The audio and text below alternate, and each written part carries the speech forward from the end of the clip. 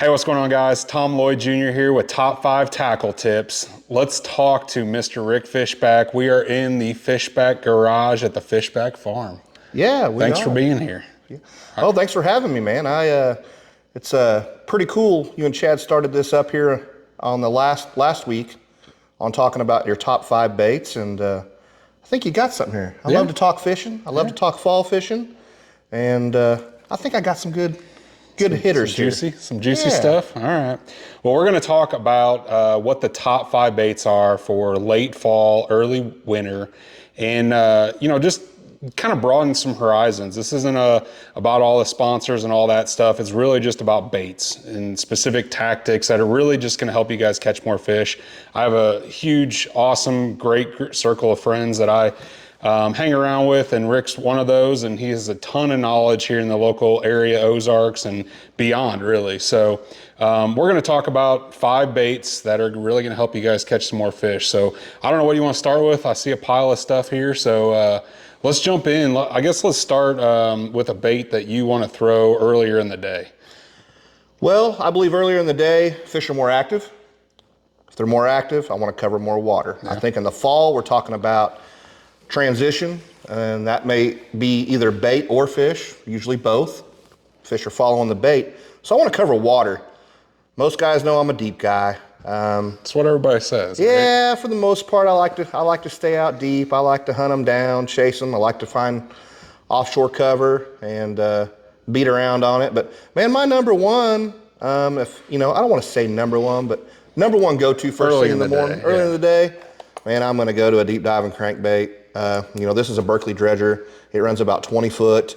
I also like to throw it in a 6XD, same thing. I cover water. I'm gonna get it down there, beat it off of cover. I don't want them to have much time to look at it that early in the morning. I want them to make a decision, get it or don't. Yeah, so what types of cover are you thinking about this time of year, Yeah, stuff at the mouths of creeks when those shad are trying to make that transition towards the backs, or even midway back in the creeks. They're looking to ambush those fish, and those big bass will be in that cover. Brush piles, dock cables. It's a lot of things that people overlook. Dock blocks. So talk to us about that. So people that might not be familiar with docks, dock fishing, the docks here in the Ozarks anyway, most of them are floating docks, right? So they got cables that have to keep them secure to the bottom. So what are we talking about when we're talking about the cable? So they go off the corner of the dock or the middle of the dock and then go to the bottom, I'm assuming? Yeah, they do. So, Lake of the Ozarks, like he's saying, it's a dock haven. It's also Lake of the Ocean. You've heard people talk about how rough that thing is. So for a dock to be able to sustain Lake of the Ocean, the waves that those big cruisers put out, they have to put anchors out. And what they do is they crisscross them anchors. Okay. And if you'll look in the middle of the end of a dock, let's say the end of a dock, you'll see 2 pulleys with pipes going down in them. Yeah. And what those things are, they got cables on them that are ran out crossways on that dock at a 45, and they're anchored out there with heavy blocks. Okay. And so like big concrete blocks. Big concrete, heavy blocks. Probably 4 foot, 6 foot wide. Probably 4 foot wide, probably 2-3 foot tall. Okay. They put them out there to, like I said, to hold that dock in place, but that's a great opportunity for a bass. Now, he may get on the block or earlier in the day, he may move up that cable. Just suspend underneath the cable. Yeah, it's cover. And they're everywhere. Yeah. So you can actually, if you start finding fish 3/4 of the way in the back of coves, you can actually target just docks that have big cables that come out 3/4 of the way back in the cove. Sure. But they do that all the way to the mouth, And so that's something I like to look at. So if I was going to throw a crankbait first thing in the morning, I'm going to cover those dock cables and those dock blocks. Yeah, so how are you locating those cables? Obviously you can see them visually, but obviously they got to go out in the water. So what are you doing to really dial that part in? Everybody knows I'm a big electronic guy. And even if I know where they are and I know how to fish them, I still start at the mouth of the cove and I side scan all the way to the back. You'll see them setting on those cables or docks. I mean, electronics are so good right now that it'll show you where the fish are. It don't put them in the boat, but it'll make sure you're fishing productive water. So I start at the mouth and I graft to the back, and I'll mark the ones that have fish on them. Then I'll just fish my way back out. Yeah, so you're gonna make a cast over the top of them using forward facing sonar or not? Yeah. A little bit of both sometimes? Forward facing sonar, absolutely. Man, my 360 is probably more important than that forward facing sonar. I believe I can see fish that are buried down in that block or beside that block on the ground, you know, real close to the hard surface, where my live won't necessarily show it as well. Can't pick it up as well. Can't pick it up as well, yeah. It's bouncing off of something else first, maybe. So let's talk about that. So you're gonna make that cast. What size line? I'll throw everything on crankbait wise, 15-pound test. 15-pound fluorocarbon? Yep, 15-pound fluorocarbon. I throw the new Daiwa. Samurai, yep, fluorocarbon. Make long casts with it, throw it on anywhere from a 7-10 to an 8-foot pole. Make as long a cast as I can because I want to get it down there. I want to cover as much water as I can. I burn it till I get to it. If I bump off of it, I kill it for just a second, and I get back to burning it. So how do you keep from getting hung up on it? That's why you burn it. Okay. If you burn it, if you'll notice a crankbait, they set level like this when you're holding them, I get it. But when you turn them down like this and you're cranking on them hard, it's going down. And as you can see, those hooks are hidden when it's like that. The hooks will be up, with the water, so they're out of the way. So you're just gonna bump off the top of it like that. Yep. So as long as it floats back up, you're good. Yep, it'll float back up. And that's usually when you'll get that strike, is when it hits it or deflects off of it. Mm-hmm. I like to give the pause, give them a little extra chance to, get a look at it, but then I get back to burning it. I'm a real big believer in the predator style of a big fish. Make him make a decision. Right. Right. He's either going to get it or not. Right. So after that kind of either stops, or you just decide you had enough of it, or caught all the fish that you can, probably more likely for you. But what are you going to after that? After that, like after first thing in the morning, if the bite slows down, if it doesn't slow down, I don't stop it. Yeah. I keep it going. But after that, I'm probably going to go to a jig. I'm going to throw a jig with some kind of good trailer on the back. I'm a big fan of the Bojangles trailer. I think that one's called their ZDaddy. Yep. And then a good Apex jig. I'm a big fan. So what are you looking for in a jig? There's hundreds of jigs out there, and more like thousands probably. So what are the couple components you're talking about in a jig? And again, this isn't specific to this particular company, but I mean, obviously there's things that make a jig better than others, especially once we get into talking about the techniques that you're talk about here. Yeah. What makes a jig better for you than another jig this time of year? It's got to come through cover. Okay. Like what kind of cover? Dock cables, blocks, brush piles. Okay. Even if I do run up shallow and try to skip a dock, you got that crossbar, mm-hmm. You got the hoses in the front of the mm-hmm. Of the pontoon boats or whatever you're trying to skip there.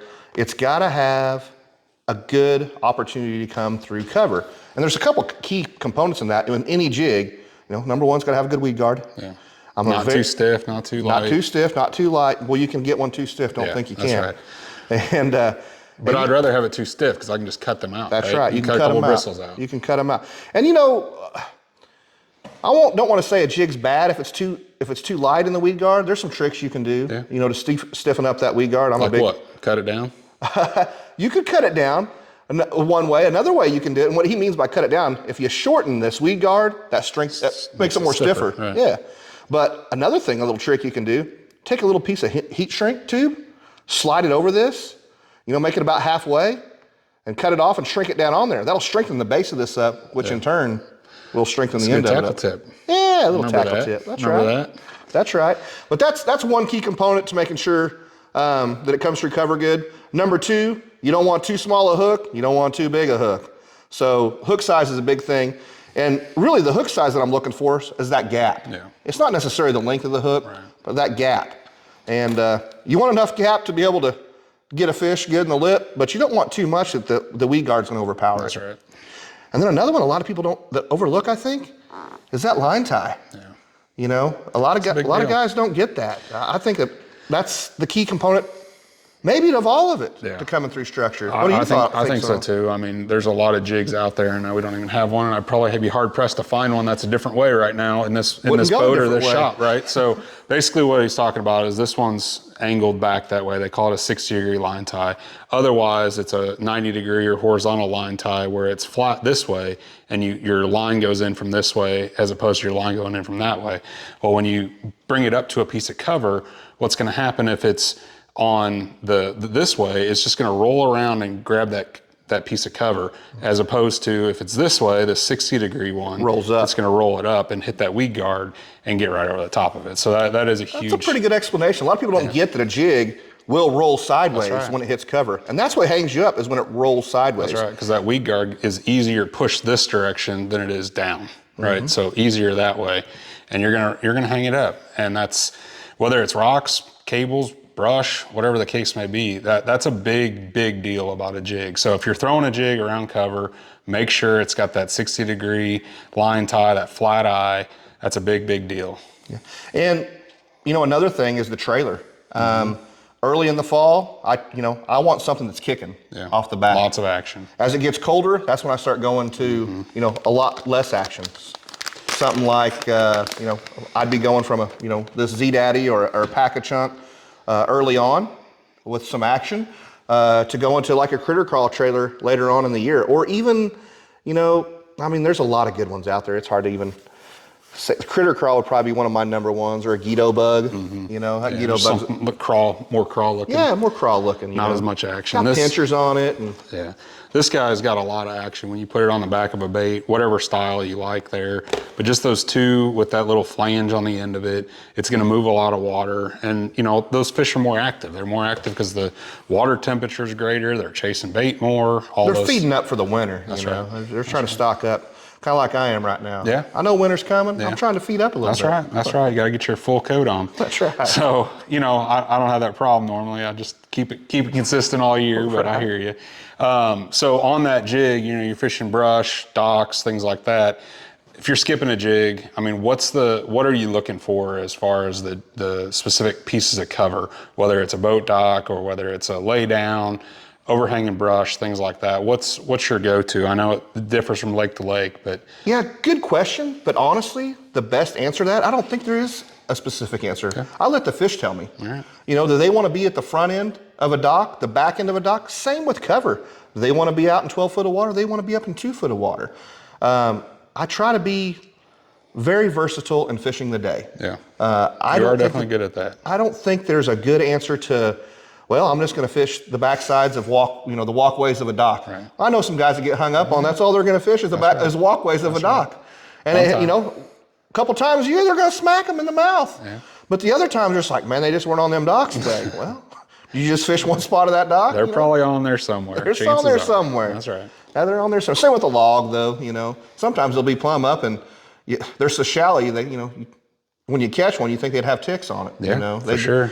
And then sometimes they want to be plumb out on it. But I can't tell you how many times I've caught one. I know I can see the bottom of the water up there in a foot of water.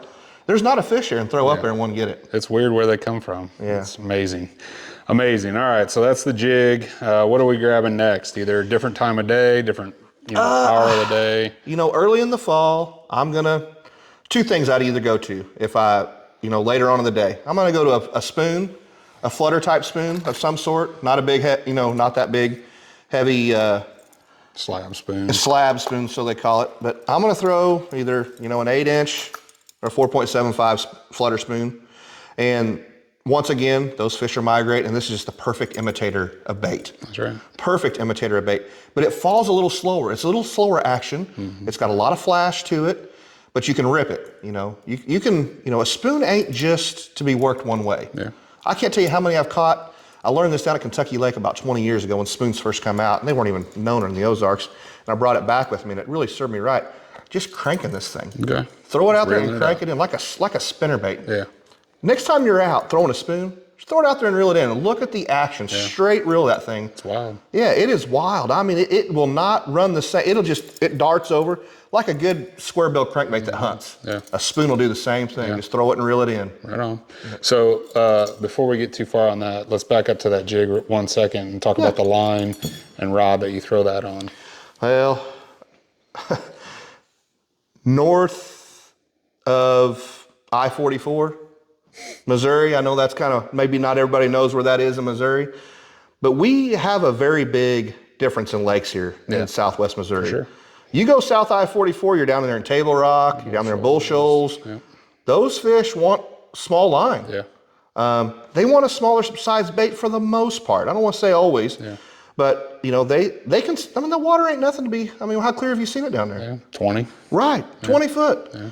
You know, now I'm a north southwest Missouri guy. I know that sounds funny, but I'm a Palmy, Stockton, Lake of the Ozarks, Truman guy. The water's just such a different color up in there. And so I strictly throw 20-pound tests. Okay. When I'm throwing a jig, deep, shallow, winter, spring, summer, I'm straight 20-pound fluorocarbon, Daiwa Samurai, fluorocarbon line. Okay. And how about on that spoon? Same question. 20 pound. 20 pound. Right. I never throw 15 unless it's on a crankbait, and that's it. Yeah. So are you ever, I'm just pilfering around in here. I don't know if I see anything without a feather treble hook in here. I'm a big believer. I will not throw a spoon without a feather. Right. I've experimented so many times, I'm sure it was just dumb luck, but I can't tell you how many, this sounds weird, but how many bluegill I've caught on that bait. Yeah. And that's because he's hitting that feather. Right. You know, I think that's what he's doing anyway. I don't know why he's hitting that thing. But I've caught crappie on that thing. I've caught it all. And when I don't throw a feather on it, I don't get near, for me, I don't get near the bites. Yeah. I mean, that feather's, and I've got a feather tying kit. I will not throw a spoon without a feather on it. Well, that's just one of those little tweaks that most spoons come with a feather on it, but that's something that you need to pay attention to, and that's what separates, you know, having a really good day from having a mediocre day out there. Yeah, and you know, a spoon, man, well, they're, especially in the Ozarks, they're known for dulling up. Yeah. You know, because when they hit the bottom, you're ripping them, they're hitting rocks, and you're always, you know, halfway through the day, you're going to dull that out, and you're going to, I always have a couple extra. On the hook, you're talking about? Yeah, on the hook. Yeah. I always have a couple feathers tied up extra on a hook and swap them out halfway through the day. Of course, I'm checking them. I'll file them too, don't get me wrong, and try to keep them sharp, but you'll wear that thing down, you know, if you throw it much. And, you know, I don't know what everybody else's thought process is on a spoon, but to me, the fall's the best time to throw the thing. That's definitely a good bait. So, all right, so what's next after that? Man, it'd have to be, and I don't think anybody'd argue much with me, just a rattle trap. I like a Bill Lewis rattle trap. Those fish, you can yo-yo it. You can throw it in 2 foot of water. You can throw it in 20 foot of water. Yeah. Very versatile. I mean, it looks like a shad. That looks like a bait fish. Period. There's no doubt about it. It's got a lot of noise to it. It gets their attention. Yeah. You can burn it. You can reel it slow. I mean, there's an old guy out there named Greg Hauser. He's probably one of the best rattle trap fishermen there is. I'd say. And I think if they don't eat a rattle trap, he just ain't gonna catch them, because that's just what he throws, and he's very good with it. They're just not gonna eat that day. He might catch them, but they're just not gonna eat if they don't bite a rattle trap that day. He's a very big believer, and he's turned me on to the rattle trap for the most part. He's made me a believer out of it. I've seen him catch a lot of fish on that Bill Lewis rattle trap. But it is, you know, I mean, as far as back as I can remember, which I'm getting old. You know, we always threw a rattle trap. I bet it says on this package how long they've been around, and it's probably a long time. Surely longer than us. It don't say, but you would think. I bet they've been around 50 years, ain't they? Yeah, probably. I don't know. I'm not that old. Yeah. Hey, Greg Hauser, how long's Bill Lewis rattle trap's been around? That's right. Maybe he'll tell us. But what size line you throwing that on? And what kind of rod? That'd probably be even a better question. You know, I'm gonna go ahead and eat a little crow on that deal. All right. When it comes to rattle trap, well, I don't know if I said it or not. I throw all my crankbaits on 15. Yeah. Okay. Yeah. So yeah, I throw my rattle trap on 15. All right. I only hold 2 sizes of line. Yeah. I want to say 3 because I'm a crappie fisherman too. Right. But 15 and 20 is all I keep. All right. That's all I throw, unless it comes to a jerk bait, and I'm getting to be where I throw a jerk bait on 15-pound test. Right. I just did. Maybe some topwater stuff. I've heard you become a topwater. No, I don't throw a topwater. I'll throw it if somebody asks me to go along with them, and I know that's what they're going to be throwing. But I'm not much of a topwater guy. I know there's plenty of good sacks caught on it. It's just not a lot of consistency of big sacks on it for me. Yeah. So I don't mess with it much. When it comes to that time of the year, I just feel like I can catch them doing another thing. Okay. All right, I got these glide baits staring me in the face. What's going on with that? Well, that glide bait's for later in the year, for me. Okay. And you know, glide baits are just now hitting the scene. I've been on them for about 2-3 years.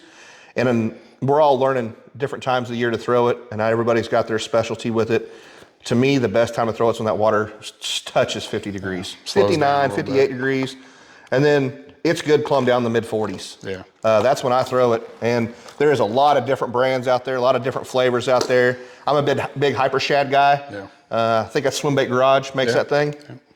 And man, he makes a great swim bait or a glide bait. Of course, I'm a crank wraps guy, and you'll notice I'm always throwing white crappie. I believe big fish, focus on crappie. So, if I'm looking for a big one, I always throw white crappie. If I'm looking to get bit, I always throw something gizzardy, shaddy. Yeah.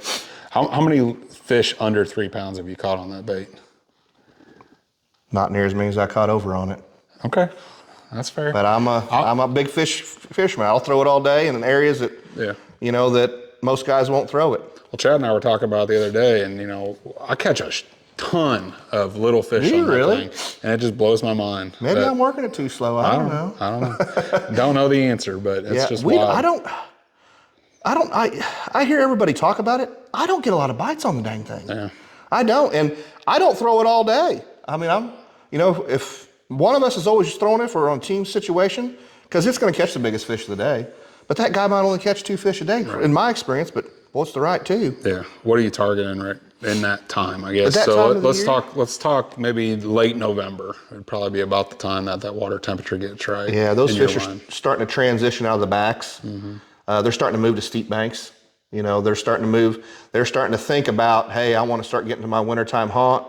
And a wintertime haunt, they want to be around deep water. Mm-hmm. They don't want to get caught up and, the back end froze up or anything like that.